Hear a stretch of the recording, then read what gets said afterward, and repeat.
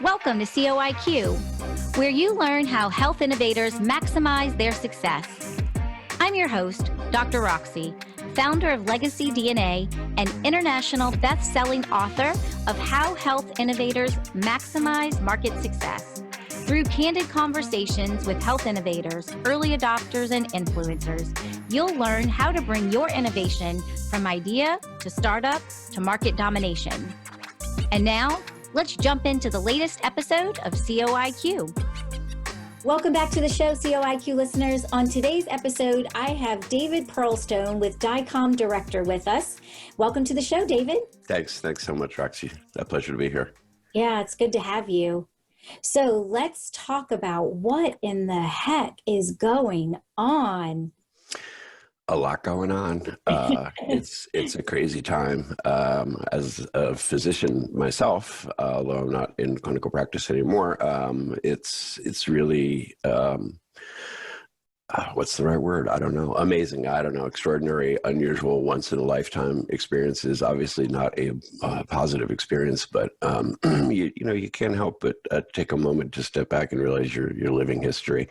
Strange. And that's always interesting, and there's a lot to be said for people who can gain or obtain perspective in crisis situations and see a bit beyond the immediate crisis, see patterns, see trends, see why things are happening, see what could possibly happen next.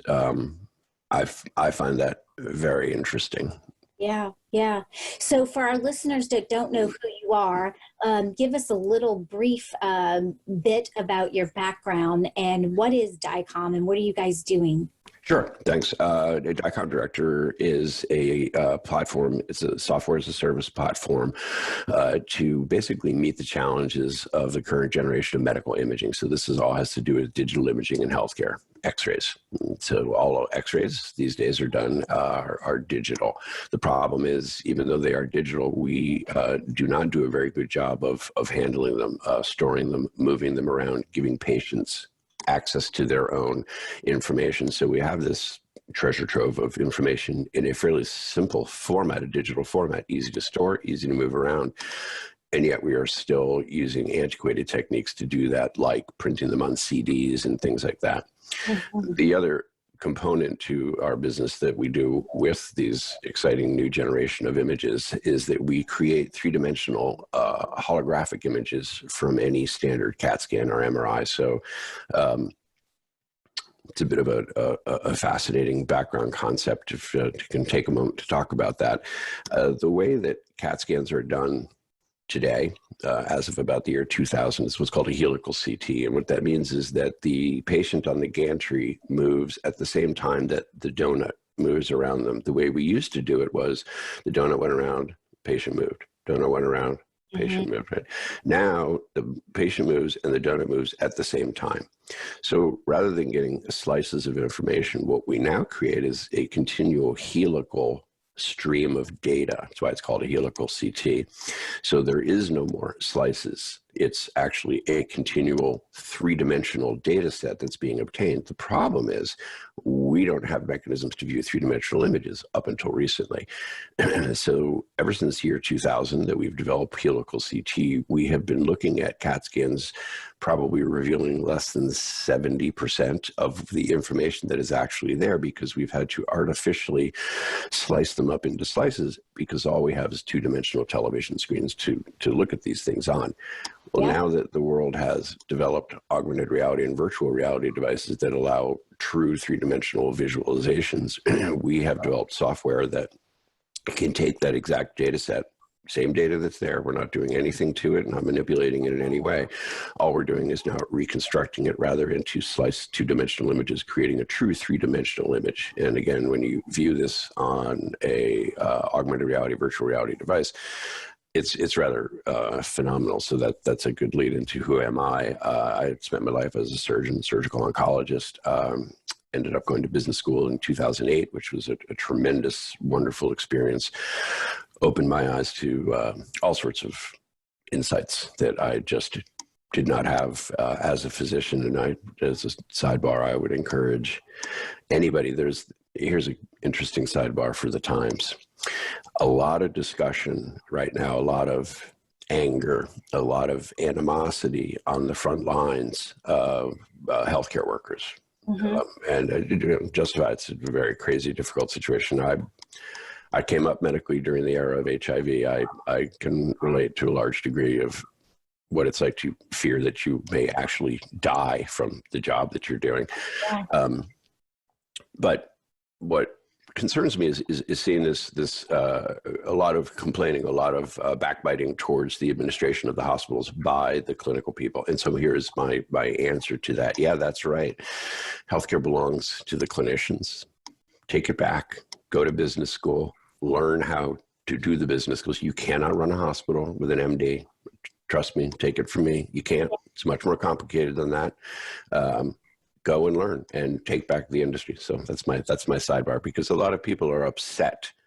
A lot of clinicians are upset about what's happening on the front lines with personal protective equipment and all of these kinds of things. And then there's a lot of complaining and sentiment that the big bad CEOs are sitting in their mansions in Florida while the front line is out there dying. And I'm not arguing one way or the other. All I'm saying is, I hear you and I agree, and I felt that way much of my career, and that's why I went to business school, because I felt I could do as good or better a job running the system as these people who had no clinical insight. So again, maybe a bit of a hidden silver lining here, that more clinical, and I don't just mean doctors, a respiratory therapist, nurses, anybody. You've lived your life in healthcare. You see the front line. You see the clinical things. You understand the basis of the business, okay?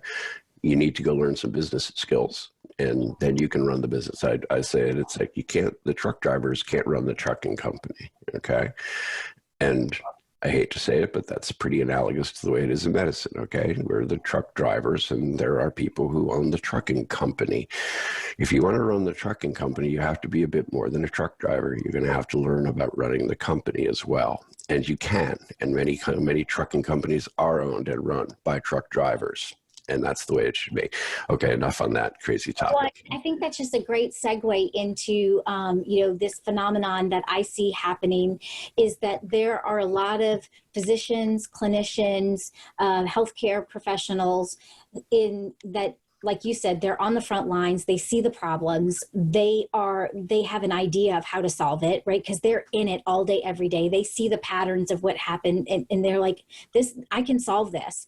And so you're seeing an influx of physician innovators and nurse innovators that are happening, right? So maybe not necessarily being the CEO of the system, but creating their own company and innovating their own solutions. Right? Absolutely another way to go. I absolutely firmly believe necessity is the mother of invention. And to your point, or getting back to this interesting issue of the interesting things that come out of crisis situations, you're right. Paired ventilators right now, there's something that's not going to go away. This idea of using one ventilator for two patients. By the way, if you told me that a year ago, I'd have laughed in your face. That's the craziest idea I've ever heard. That makes no sense whatsoever.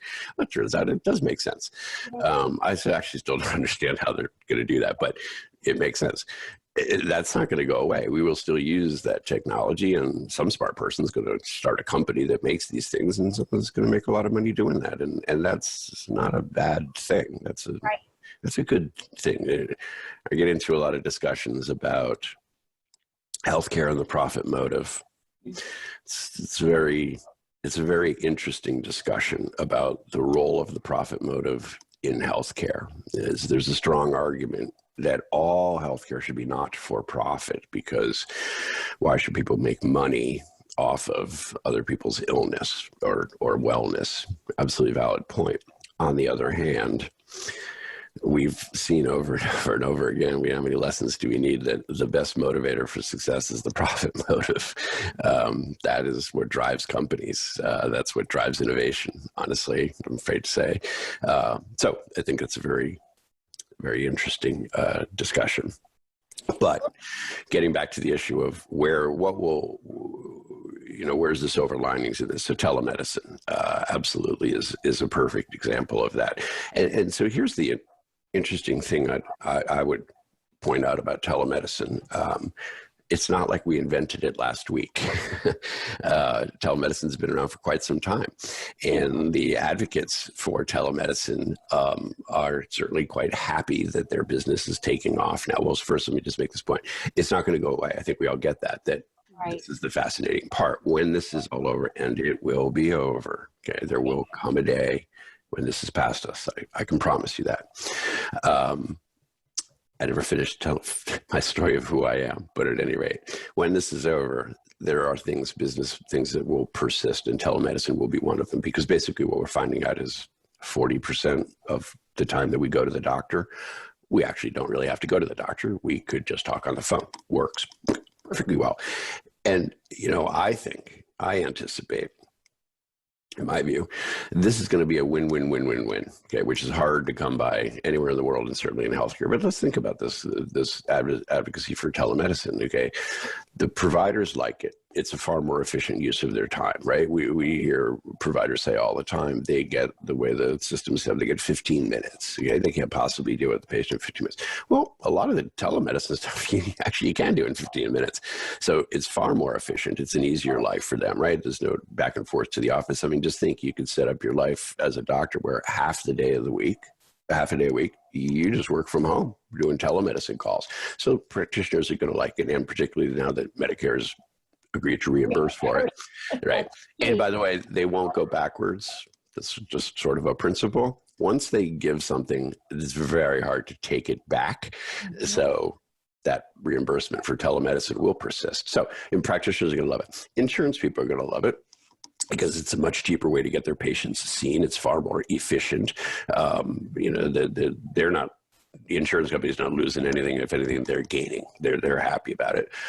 Government's happy because, everybody's getting better health care. And ultimately, I know it will save money for the system by reducing all of these visits. So CMS is going to be happy, and the patient's going to be happy, because it's super easy to just sit there and do this and blah, blah, rather than get in your car, sit in the waiting room and all of those other things. So I think it's going to persist, and I think that's fascinating. So go back to my life story. So after I graduated from business school, I went into healthcare administration, was running a division and running a department and a chunk of a hospital.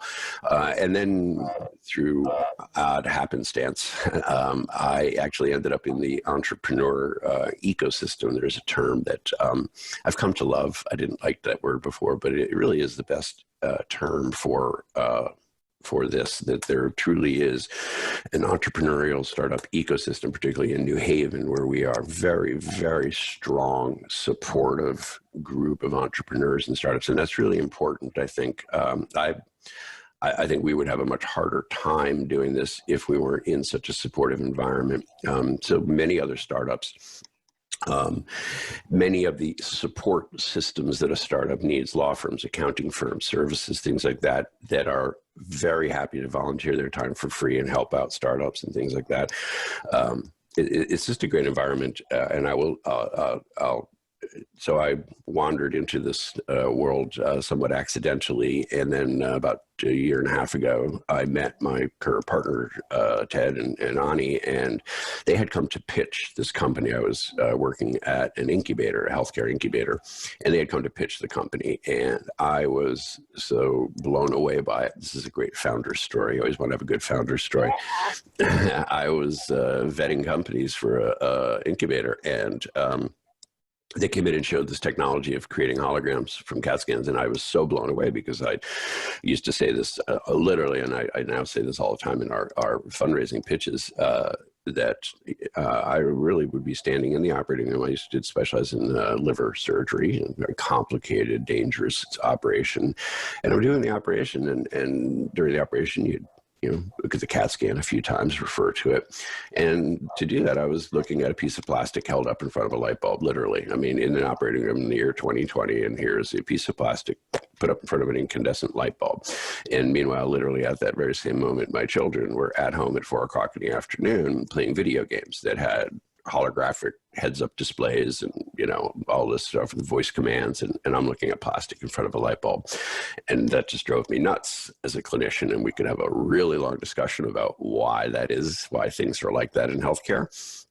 But here was a guy who came in and showed me exactly what I'd been fantasizing about. So 2 weeks later, I quit the company, quit the incubator, and he offered me to be CEO of the company. So that's where we are now. Here we are a year and a half later. The company had been in existence for a while already. We're out raising money. We are in the market. We are selling. So there's a lot happening. And again, this is sort of an exciting time for us, I think. These are interesting times for healthcare innovation. It's a fun time to be in this area, in the area of innovation. It's a very exciting, cool area to be in. It's a lot more fun than being a surgeon, I can tell you that. It is. And people are extraordinarily generous. That's one thing that I'm so struck by in this world of this ecosystem. Continually, I cannot tell you how often this happens. People will come and just volunteer their information, their time, their knowledge, their support, their connections, for no reason, just other than to be nice because they like what you're doing and, whatever. You don't see that very much in medicine. You don't see that in surgery, I tell you that. And that's happened to us a lot. We're very grateful. We have many of what we call friends of DICOM that they're nothing, just that they're nice people and they're entrepreneurs too, and they like what we're doing, and they'll do stuff, show us stuff, introduce us to people. And I can't say enough about how much I love the spirit of this world. It's encouraging. So David, that's exactly why I do what I do. My purpose and my mission is to help innovators like you get their innovations in the hands of the people that need them the most. And so having these kind of conversations where we can inspire and we can encourage other innovators, or we can share strategies and tactics to help them, move forward in progress. I mean, it's going to take a village. And, I think what's so fascinating is we're talking about, like you mentioned, innovation in healthcare is very different than innovation in other industries. Lives are at stake. And, it's not just like the lives of the people over there. It's like our family, or it even could be ourselves. And so, I want to help you be successful because it's the right thing to do. And I want to fix the broken system, but I also want to help you be successful because, gosh, my family might be on that surgery table one day. And the physician like you might need to have that augmented reality 3D how do you say that? Anatomical view, yeah. Right? And so it's like there's a lot of value in us doing the right thing and making a difference and improving our healthcare ecosystem. I believe that. I obviously, maybe not obviously, I believe that to my core. It's an interesting question. I admire your optimistic view of the world. I think that there is and I'm not taking anything away from what you said, completely agree. I think there are a lot of people that, I know this because I've seen it directed at me. They view this to some degree as the dark side. You're not taking care of patients anymore. You sold out to industry, all sorts of views, and take it with a grain of salt. It has to do with something you and I have talked about before. I am a very big believer in maximizing your potential and maximizing your contribution to our society. This is my personal view. I think we have an obligation. I think you have an obligation to do your best, not for you, for the world. Yeah. If God gave you a skill, if he made you the world's best basket maker, and you can make a basket better than anybody else, you have to do that. That's your job. That's your skill. That's what you're there to contribute. I mean, unless you hate doing it, in which case you don't have to. But if you've got that skill, pursue it and do it. And so I think this extends in healthcare that it's not, here's the statement, it's not enough to just be the doctor. If you have insights into how the system could or should work better, or why what you're doing as a clinician is frustrating, and you've got some insight about how to fix it, go and fix it. Don't be the person sitting in the grandstand complaining and booing and griping and all of those things. You're the smart one. You go fix it. Go fix it. Yeah. Get in the ring. Get in the ring and do it. Absolutely. I'm a big believer in that, and particularly in healthcare. As you get older in your career, how can I say this? I don't want to say, you might get bored, but you get to be a certain age, you've been doing the same thing in medicine for a very long time, it perhaps can lose some of its day-to-day fascination. That's the time to go discover where your healthcare skills can bring tremendous value to somebody else in another industry. This is my Life 2.0 theory. I think that this cross-fertilization of experienced professionals is brilliant, and that's the way we're going to solve problems. Take someone who's been a doctor for 30 years and go plop them in the business world, and I bet you they're going to come up with interesting ideas, and vice versa. So I love this idea of you've gotten to be pretty expert in your field, but you have frustrations about some component about the way it works. Well, don't give up just because you're like, well, I'm the doctor. I don't run healthcare. Well, of course you can. Go get the tools, get the cred. You need the cred. That's the other thing, and doctors are as guilty of this as anybody. We figure, well, we can do anything, which may be true. Maybe you can do anything, but you got to get the paperwork. You got to get the cred. Just walking in the boardroom and going, I know how to fix this. No one's going to believe you. Just like if you were somebody and walked into a room full of doctors and said, I know how to do this, all the doctors would look at you like, that's crazy. Why would you think you'd know how to do it? You've never done this before. It's the same thing. They're not going to take your answer about how to fix the emergency room because they've been doing it their whole lives. And you can't just walk in and go, I know how to fix it.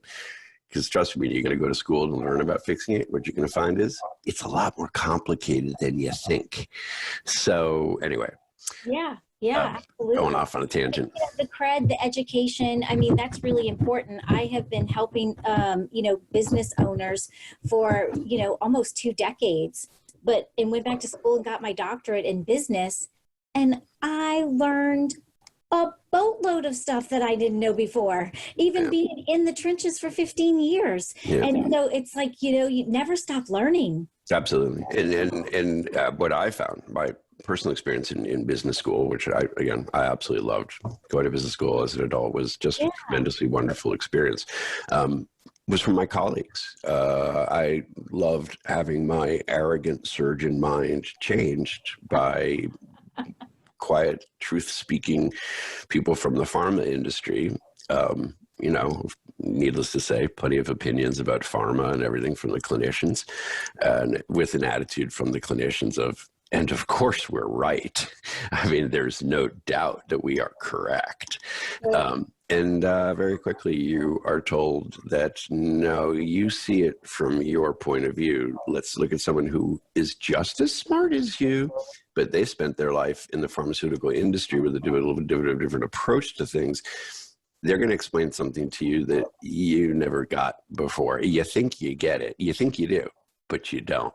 Right. And you need, I needed to be, and many of us need to be put in our place about what we think we know about how things run and how to run something. I've got plenty of opinions about the pharmaceutical industry, for sure.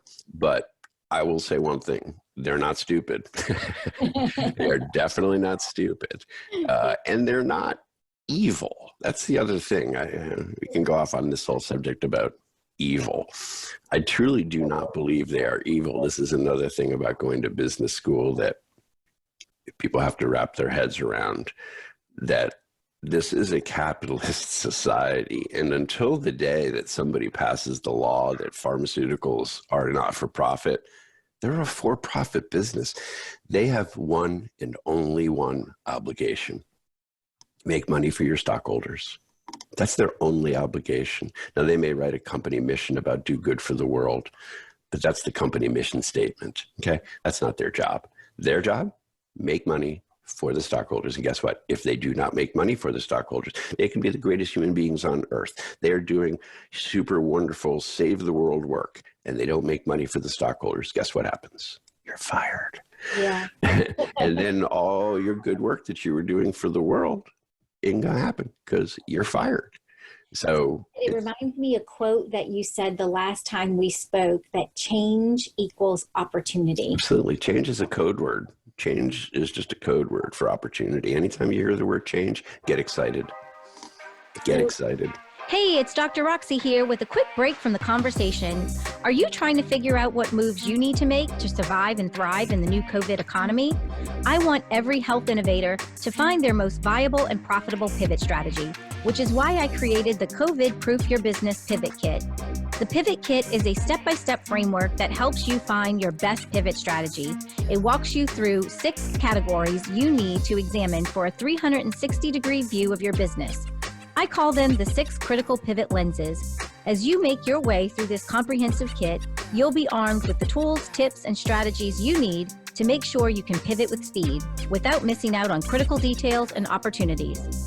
Learn more at legacy-dna.com/kit.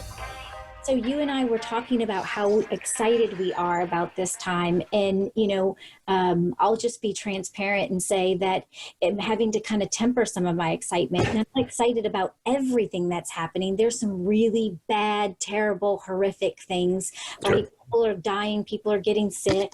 I mean, people are losing their jobs. Yeah. But at the same time, you mentioned, and I completely agree with you, that there's a lot of silver linings. There's a lot of opportunity in the changes that are happening. So let's just talk about what is it like for a healthcare innovator right now? What are some of the opportunities that are peppered in here, just in general, and then for DICOM, and kind of what do you think that is going to be for you going forward when we get beyond the COVID crisis? Sure. So yes, change, absolutely, totally agree with that. Change is just a code for opportunity. A couple of thoughts on that. When I was in business school, and I've said this to so many people lately, we learned this concept of economic shock. So the concept of an economic shock is the idea that some event occurs, and it could be a fairly innocuous event, but the point is it ripples through the economies of the globe. And so the joke we used to make was, there's an earthquake in Mexico, the price of wheat falls in Russia. Why? I don't know, but it does, because there's an intricate mechanism. So that's what's happening here now. This is an economic shock. Also, I'll go ahead and make a prediction, a positive prediction for your listeners, and I hope I'm right. I make no claims to being a genius, but it seems to me that I think that this is not going to be a long-standing economic hardship. And I will say, or let me put it this way, why this is not analogous to 2008 or 1929. Okay, because those events occurred due to problems with the underlying economy. Right. And that's why those things happened. Our economy is quite strong and stable, relatively strong and stable.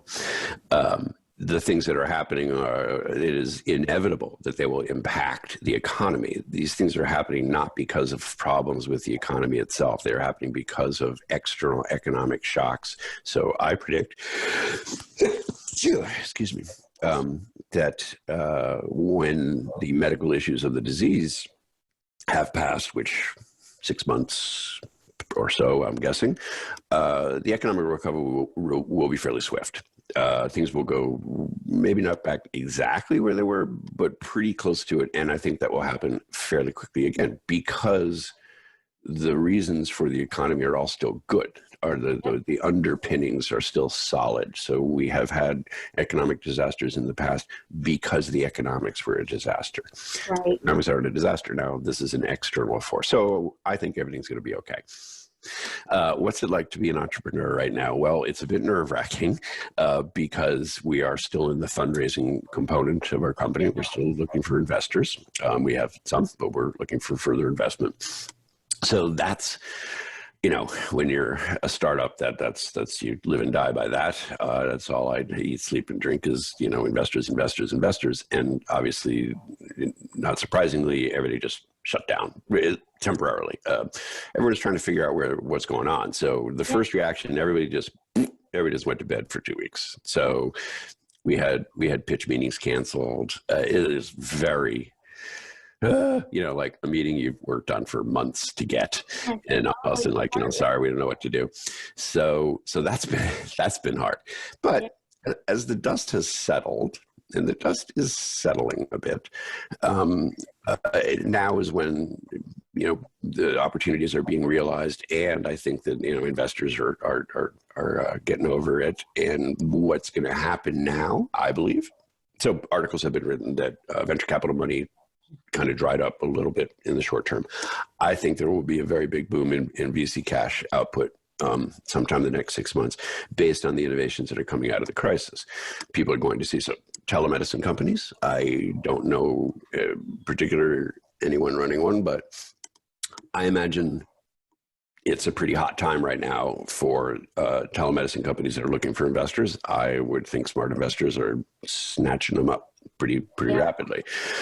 So again, as you said, every crisis is an opportunity. So here's an opportunity for investors. Here's an opportunity for entrepreneurs to push their product. And what in particular, well, again, I think we had referenced earlier, in this particular crisis, anything that promotes, well, to be honest, in my opinion, anything that promotes a more efficient medical system.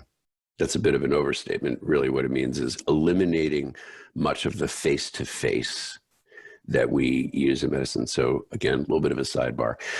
Telemedicine. How can we do telemedicine? You can't examine the patient. How can you possibly evaluate a patient without touching them?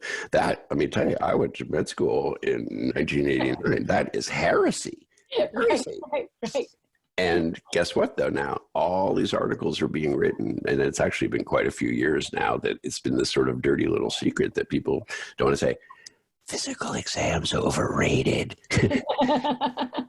There's really nothing, I mean, between looking at them and telling them, like, look down at your leg. Is it still there?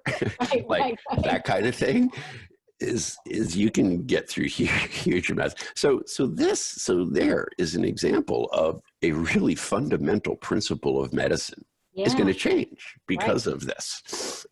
And I think that's fascinating. And anytime there's change, that's opportunity. Here's something we haven't even talked about: wearables. Okay, so wearable healthcare technology. Think about how that's going to tie in.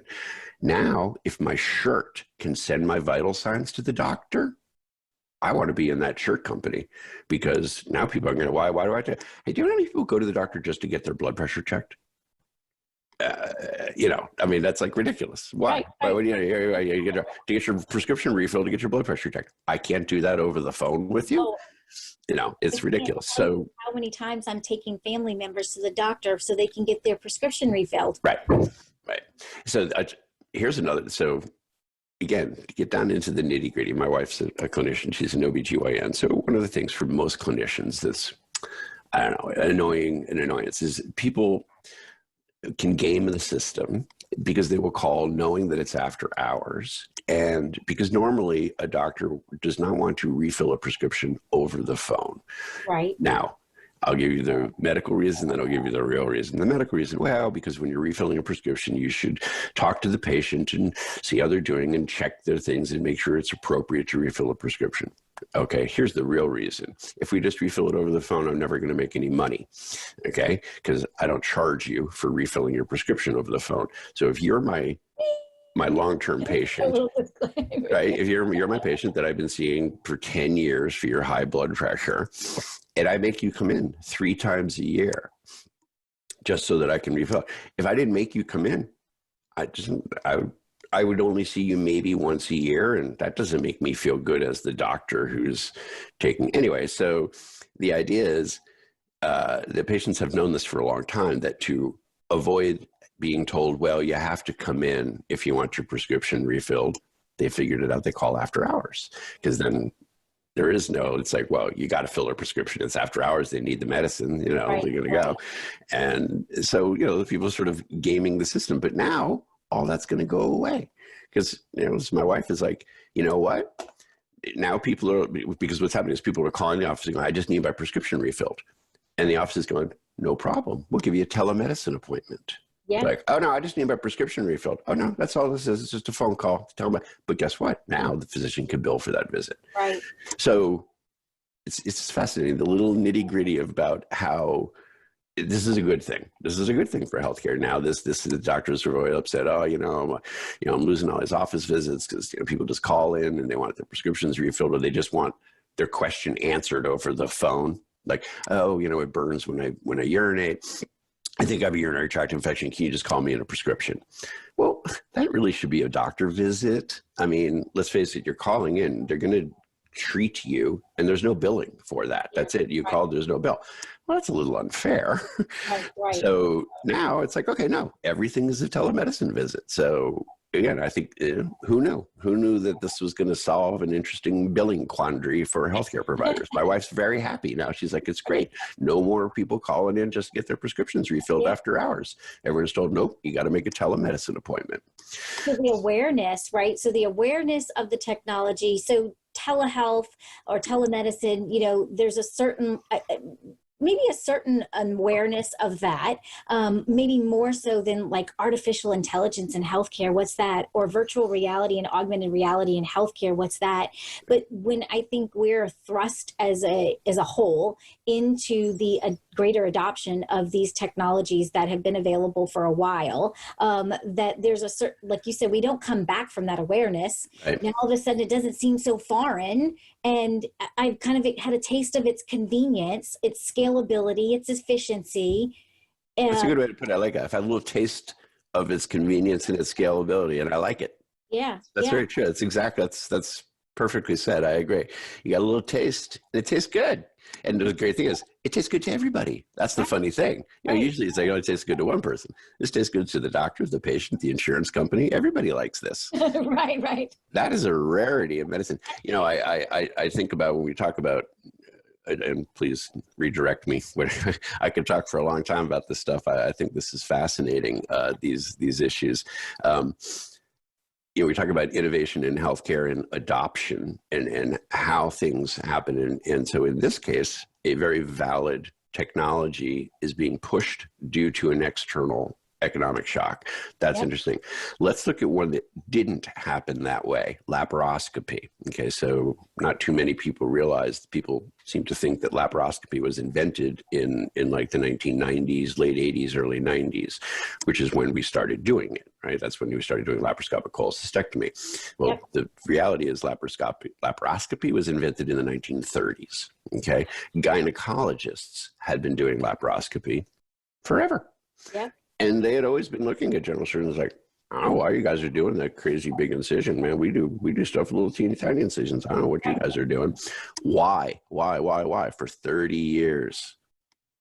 Didn't penetrate. Bars. Couldn't get in. And then all of a sudden, one day, I don't know why. I mean, there are papers have been written as to why, but all of a sudden it caught. And then what happened? We went from zero. You went from never heard of that operation to, oh my God, I better be doing 10 a week, right? Yeah. Now, contrast that with robotics, okay? So here is robotics, which was the exact mirror image, in my opinion, which is to say, it didn't actually provide any advantage.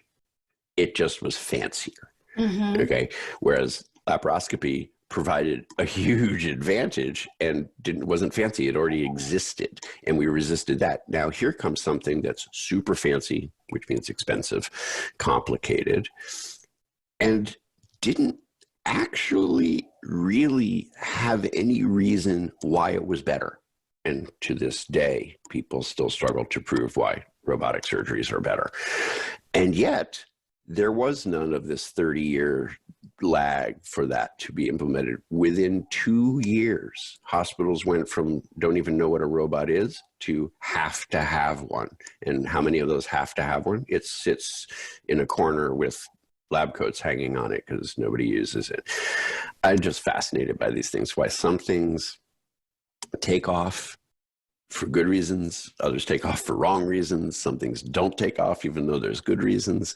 So I'm fascinated by the whole So thing. on this show, we talk a lot about the technology adoption curve, right? And Yeah. those first few segments of the market, those innovators, early adopters. Yep. And, Jeffrey Moore wrote a book on crossing the chasm. And then you've got those other two segments, the early majority, the late majority. And, health innovators in the trenches, trying to get through that adoption curve. And then you have like what you called as economic shock. That's like, whoo. I wonder, how I cannot wait to explore over the next few months and the few years of how this has impacted that technology adoption curve. How many innovators are in the trenches just beating their head up against the wall trying to cross the chasm. Yeah. And now all of a sudden they're shooting across the chasm like a freaking rocket. And no, they can't understand why. Right. Yesterday, I was a poor schlub nobody ever heard of. Now I'm like being interviewed on CNN, and I've invented the greatest thing since sliced bread. Yes. Yeah.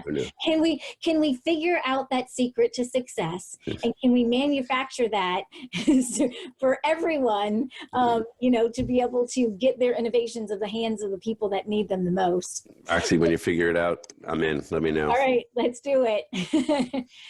So David, I get the same impression that you, like, we are so passionate about these topics. We could talk for days, and I want to spare our listeners that for this particular episode. Good idea. We can always do another one. So as we wrap up here, what wisdom, lessons learned, advice do you have for fellow health innovators that are in the trenches right now? Oof, well, far be it from me to give advice. I'm much better at receiving advice. Don't give up. There's a million corny expressions, but I got to say they're all true in our kind of way. It's always darkest before the dawn. You got to fail 5 times before you're going to succeed. All those things, it's all true. It's so true. It's true.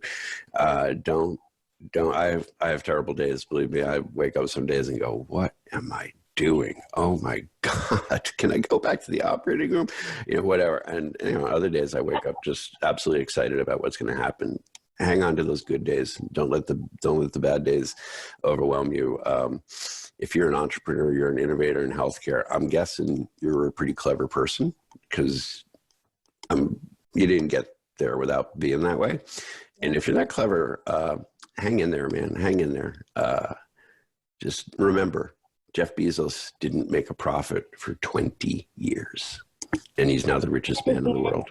Can you say that again, David? Our listeners need to hear that twice. Amazon did not make a profit for 20 years. 20 years. He lived beg, borrow, and steal, man. That's it. Here, well, let's finish. You can finish up with this. This is one of my, I'm a big fan of Jeff Bezos. I don't know anything about him personally. I may be a complete schmuck, but his business founder story is a great story. And this is probably one of the most important things that speaks to me. So yeah, he was interviewed some years ago about how it was that he decided to start Amazon. Most people may not even remember Amazon started off selling books. It was the whole thing was about online books. It had nothing to do with yogurt. So anyway, books. And so he was working on Wall Street. He was just a Wall Street guy. And he very quickly realized, as did many, many millions of other people, that the idea of digital books made sense. It just seemed to make sense. Just, talking in the early 80s. And it's like, yeah, that makes sense. Well, he didn't. A million of people thought up that idea. But here's what he said. He said, somebody's going to do this. Somebody's going to create the digital book platform, create selling books online. And I do not want to be the guy 5 years from now still sitting here in my Wall Street office going, damn, I could have done that. I thought of that. Why didn't I do that? So that's what I call my Jeff Bezos moments. Yeah. This is a Jeff Bezos moment. Don't miss your Jeff Bezos moment. Don't be the guy who 2 years from now when this is all over, looks back and go, yeah, I thought about telemedicine and I had a whole great thing going, but I don't know. Couldn't get around to it. Didn't think it would work. I didn't have the self-confidence. Whatever it is your reason, you just didn't do it. But now here you are 2 years later and you're looking at somebody else who did do it. Yeah. The person who did do it, here's my message. They're no better than you are. Yeah. They're not better. They're just maybe a little, ballsier. Something. But they're not better. They're not better. Resilient. You know, this is a knockdown that a lot of us are facing, and we just have to continue to get back up. That's what I hear you saying. Get back up. Have faith, have confidence. If you see that trend, if you see that Kindle happening, and you know in your heart it's going to happen. This is how I feel, and honestly, this is why I'm in what we do. I know in my heart we will use holograms in medicine. I know I could be wrong. Very possible I'm wrong. And if I'm wrong, my whole thing goes out the window and I admit defeat and go home. But I am so sure of this that I kind of don't care. I mean, I'm so sure this is going to work that all I got to do is just find my way around, man. Just hang in there. Just do it. Just do the best I can to hang in there, because I know this is going to be a thing. And so that's all you got to do is then just, if you have confidence in your business plan, in your idea, all you got to do is stay in the game. Amen. So David, how can our listeners get a hold of you if they have questions for you? Well, here's my home address. Please, I'm very, very reachable anytime. But my email, david.pearlstone@dicomdirector.com. I'm on LinkedIn. I'm on Facebook. And DICOM Director is on LinkedIn, on Facebook, on Instagram, on Twitter. We're on everything. We have our website, www.dicomdirector.com, which I apologize, it's not very good right now, but we're working on it. It's going to get better in the next couple of weeks. But again, please, david.pearlstone@dicomdirector.com, or just info@dicomdirector.com, and I'll get it. And I really love to talk, as you can see. So, and I love entrepreneurs, and I love sharing experience. So please, anybody reach out. I love it. And if you're in the New Haven area, sometime in the future, not now, please come by where we are. Again, we work in a really tremendous space in New Haven, Connecticut called District, which is founded by a guy named David Salinas, who's a tremendous entrepreneur. And it's just a really cool entrepreneur space. So if you're ever around, please come by and visit after all this. Thank you so much, David. Appreciate your time today. Thanks, Roxie. Really a pleasure. We'll talk soon. Thank you so much for listening. I know you're busy working to bring your life-changing innovation to market, and I value your time and your attention.